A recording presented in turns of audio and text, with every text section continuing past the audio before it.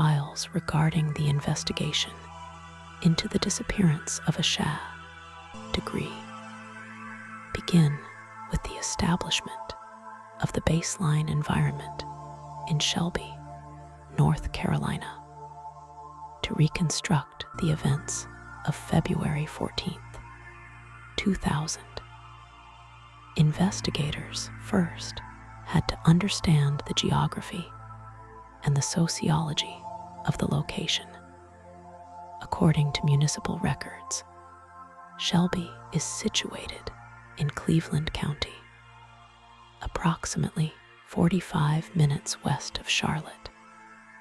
The area surrounding the Degree residence on Oakcrest Street was described in police reports as a quiet, residential neighborhood bordered by rural stretches and dense woodlands. The primary artery connecting this residential zone to the wider county is North Carolina Highway 18, a two-lane road that would become the central focus of the initial search grid. To understand the anomaly of the event, detectives examined the profile of the individual involved. Asha Degree was 9 years old at the time of the incident. School records from Falston Elementary indicated she was a fourth-grade student, characterized by high academic performance and a clean disciplinary history. Teachers interviewed during the initial canvass described her as shy, cautious, and notably reluctant to engage in risky behaviors. This characterization was critical for investigators, as it clashed directly with the physical evidence found later. There were no indications in the school files of truancy, social conflict, or behavioral regression that typically precede a voluntary departure from the home. The domestic environment was also subject to intense scrutiny.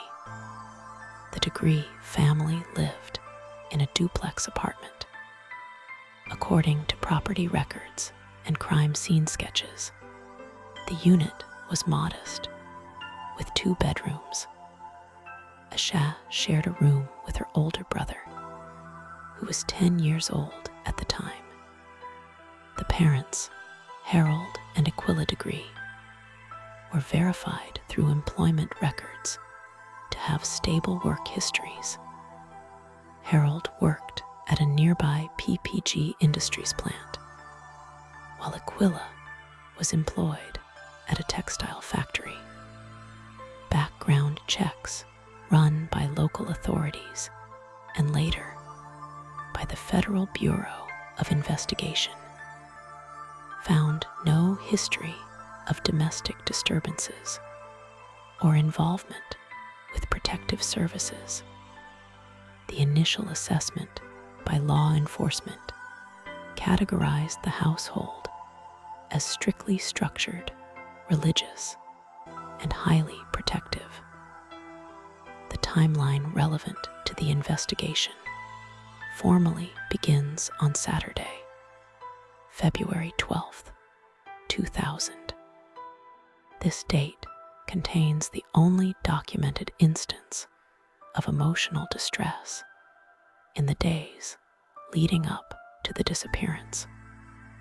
According to witness statements obtained from the family and attendees at a local basketball game, Asha fouled out of a youth league game at Burns Middle School. It was the team's first loss of the season. Her parents stated in interviews that Asha was visibly upset, crying on the sidelines. However, investigators noted that her demeanor had reportedly returned to normal by the following morning. While this event was logged as a potential precipitating factor, behavioral profilers later argued that a 48-hour gap between a minor athletic disappointment and a departure in hazardous weather conditions made the correlation tenuous.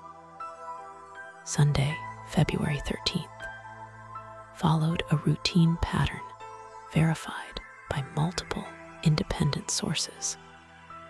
The family attended church services, an event corroborated by fellow congregants. Following the service, the family gathered for lunch at a relative's home. Witnesses described Asha as behaving typically, interacting with cousins, and displaying no signs of anxiety or preparation for a journey. The timeline moves to the evening of February 13th, where a significant environmental factor comes into play. According to utility company logs and traffic reports, a vehicular collision occurred nearby at approximately 9 in the evening, resulting in a localized power outage affecting the Oakcrest Street neighborhood. This power failure is a critical data point in the reconstruction of the night. The loss of electricity disrupted the normal evening routine. Without lights or television, the family retired to bed earlier than usual. The darkness also meant that visibility within the residence and on the street outside was severely compromised. Weather reports archived by the National Weather Service for the region of Shelby, North Carolina, on the night of February 13th and the early morning of February 14th present a stark picture of the conditions. A storm system was moving through Cleveland County. Meteorological data recorded temperatures hovering in the mid-30s to low 40s Fahrenheit. Precipitation logs confirm that it was raining heavily, with wind gusts recorded in the area. These environmental factors are central to the procedural analysis of the case. Investigators noted that for a 9-year-old child to voluntarily leave a secure residence, they would have to overcome the natural deterrent of a cold, dark, and stormy night. The internal timeline of the Degree household relies on the sworn statements of Harold and Aquila Degree. Harold Degree worked a second shift schedule.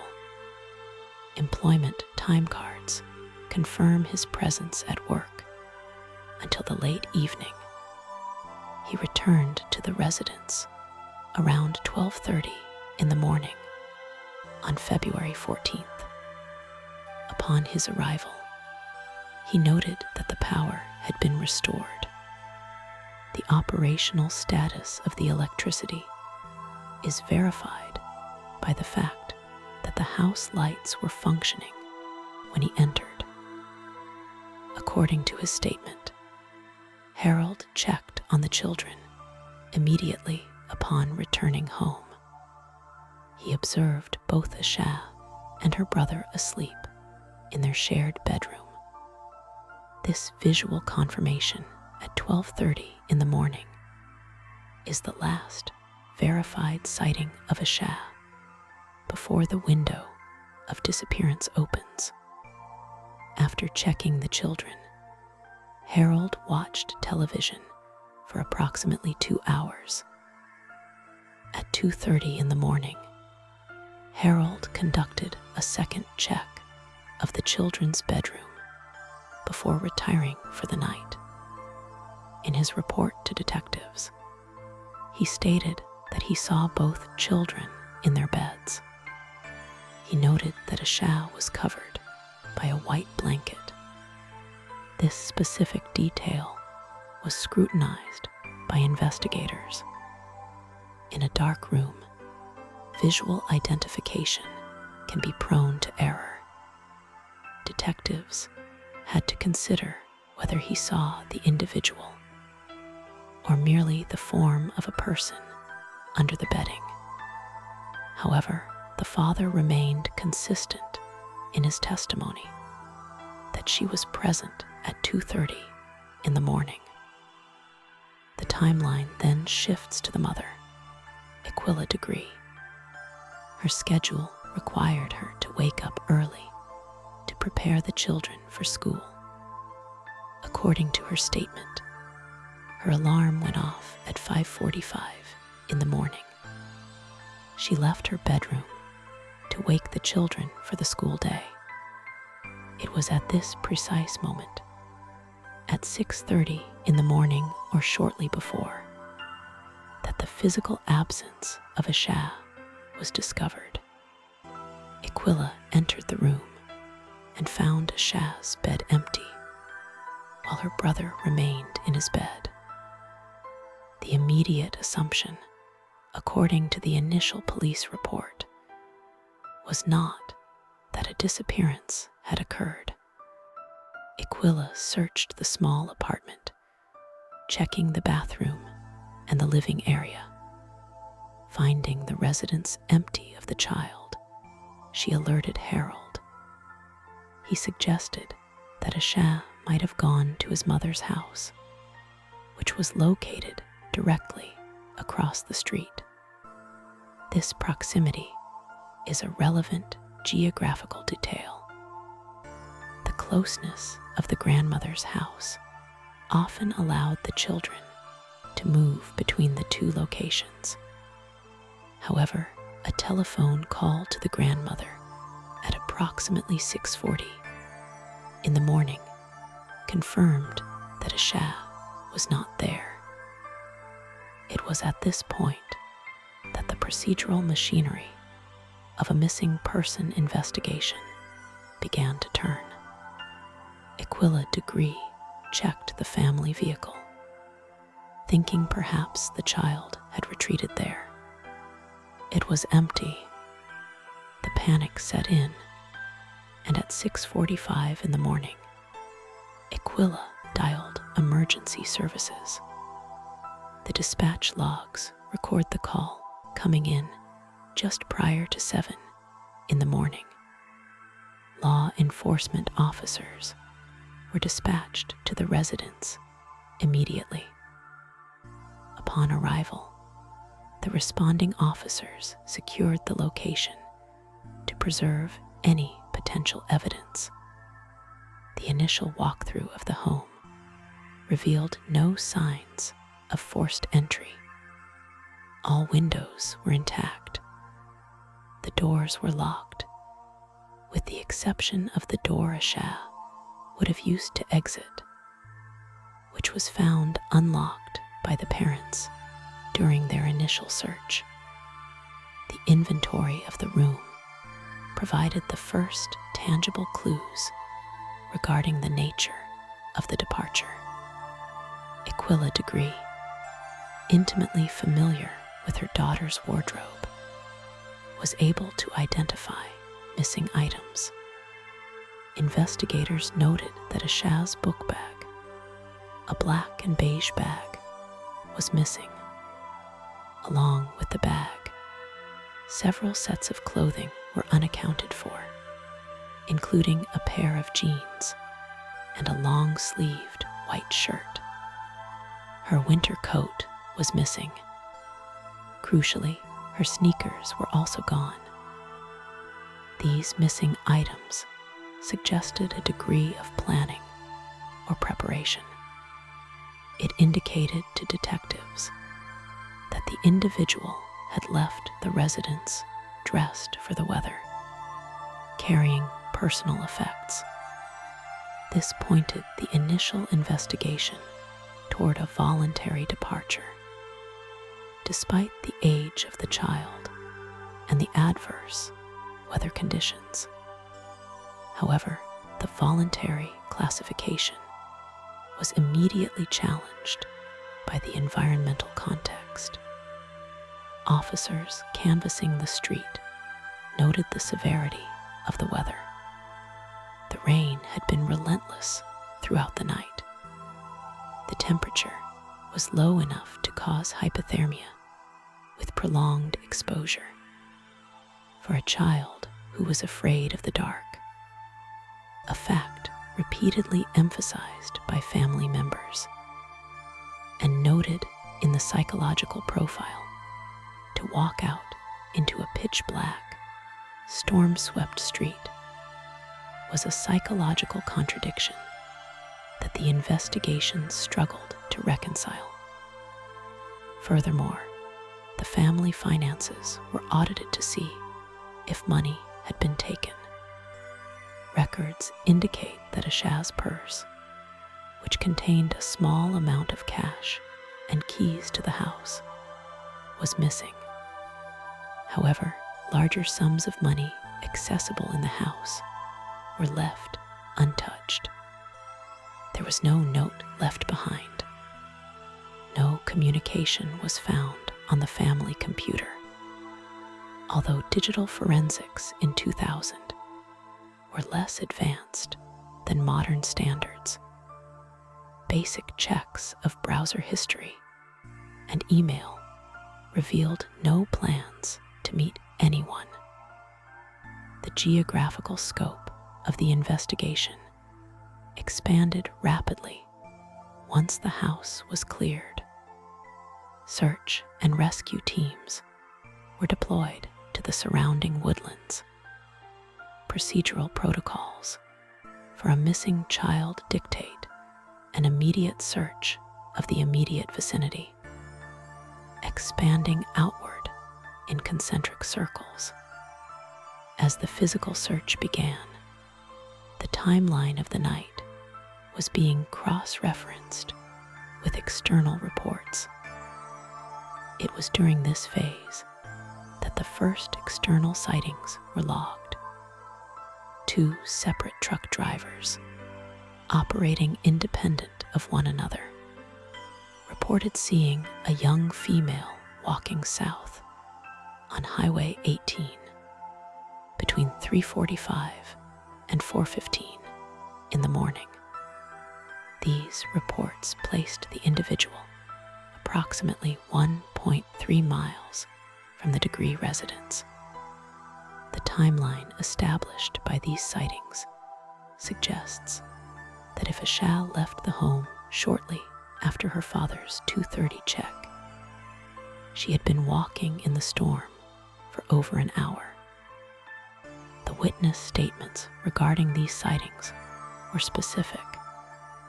One driver noted that he found it so strange to see a child walking in such weather at that hour that he circled back to check on her. According to his report, when he approached, the individual left the roadway and ran into the wooded area along the highway. This action, fleeing from a potential source of assistance, was noted by behavioral analysts as an indicator of fear or a desire to avoid detection. The drivers described the individual as wearing light-colored clothing, consistent with the missing white shirt described by the parents. Based on these reports, the search radius was expanded to encompass the area surrounding Highway 18. Canine units were deployed to track the scent from the residence and the location of the sightings. However, the meteorological conditions from the previous night proved detrimental to the forensic effort. The heavy rainfall had washed away potential footprints and degraded the olfactory trail that canine units required.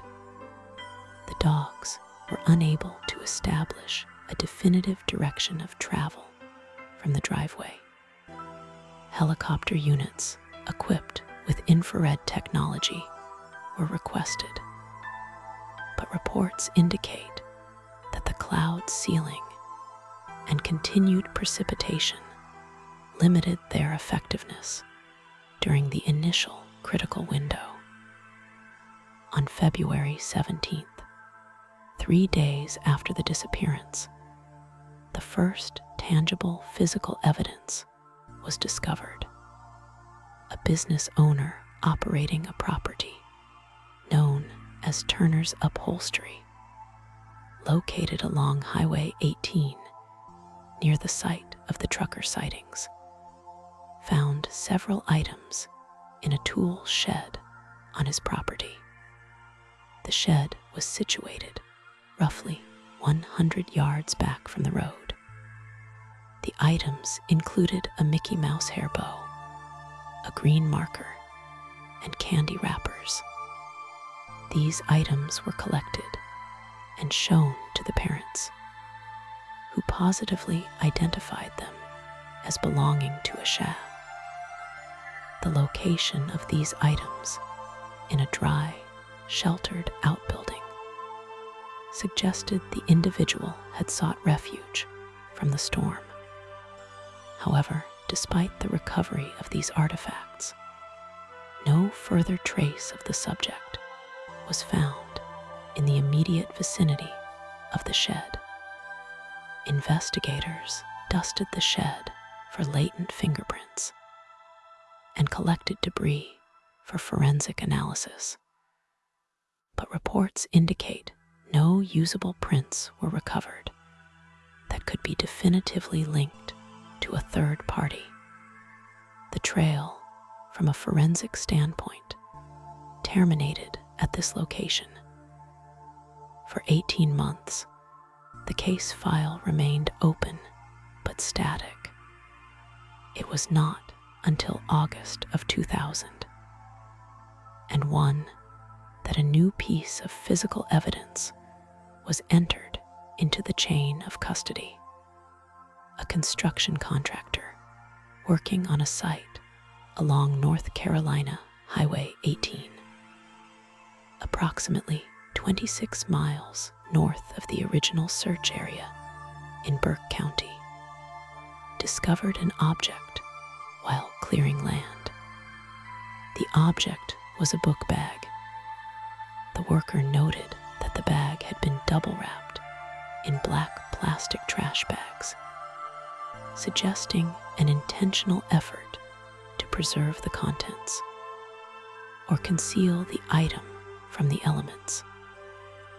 Upon opening the package, the worker found identification belonging to Asha Degree.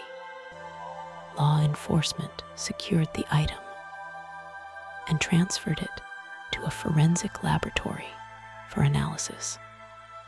The contents of the bag were inventoried against the list of missing items generated on the morning of February 14, 2000. The inventory matched.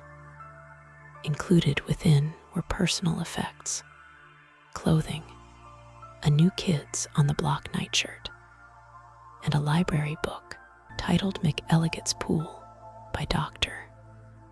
Seuss. The discovery of the bag 26 miles from the point of disappearance shifted the geographical profile of the investigation significantly. It suggested that the subject, or the bag itself, had been transported by vehicle, as the distance was too great to be covered on foot by a child, particularly given the timeline and lack of sightings in the intermediate areas. The condition of the bag, specifically the method of preservation, became a focal point for behavioral analysts. The items were not discarded haphazardly. They were wrapped to protect them from the elements and buried. This indicated a specific intent to conceal the items while simultaneously preserving them. The bag was subjected to advanced forensic testing, including DNA analysis and trace fiber collection. While officials have publicly confirmed the bag belonged to the missing individual, specific results regarding foreign DNA or environmental trace elements found on the plastic wrapping have been withheld from the public record. Reports indicate that the plastic bags, while protecting the contents from soil, had also created a sealed environment that trapped moisture, potentially degrading biological samples. Furthermore, the chain of custody had been technically broken when the contractor opened the bag, complicating the forensic landscape. In the years following the recovery of the backpack, the investigation relied heavily on re-examining existing files. A specific focus was placed on a tip regarding a vehicle seen in the area on the night of the disappearance.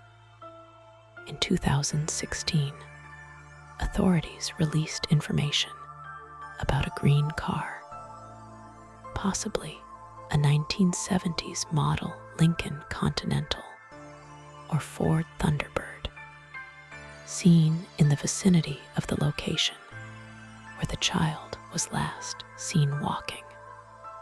The witness described the vehicle as having rust around the wheel wells. This specific detail allowed investigators to search for registrations of vehicles matching that description in Cleveland and Burke counties during the year 2000. Agents visited salvage yards and conducted interviews with mechanics, but no vehicle was definitively linked to the event. Throughout the investigation, Harold and Aquila Degree remained cooperative. They submitted to polygraph examinations, which records state they passed.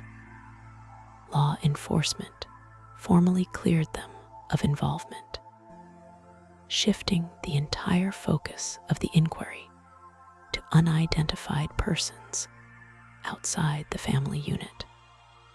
The house on Oakcrest Drive was processed multiple times, but no evidence of a struggle was ever discovered within the residence. The context of the disappearance is thus defined by a series of contradictions recorded in the file. A shy, homebound child who leaves a secure house in a thunderstorm. A timeline that offers a narrow window of opportunity between 2:30 and 6:30 in the morning. A set of missing items that suggests preparation, contrasted against an environment that prohibits travel. And finally, the verified sightings on a desolate highway that confirm the individual was alive, and mobile hours after the parents believed her to be asleep. As of the most recent case update, the evidence remains in a state of preservation, awaiting advancements in DNA technology that might allow for the separation of complex mixtures found on the recovered clothing. The investigatory agencies maintain that the answer lies in the local community, as the specific knowledge required to navigate the back roads between Shelby and the burial site in Burke County implies a local perpetrator. The file remains open, classified as an involuntary disappearance, with the backpack standing as the primary link to the events that transpired after the child stepped off the asphalt of Highway 18.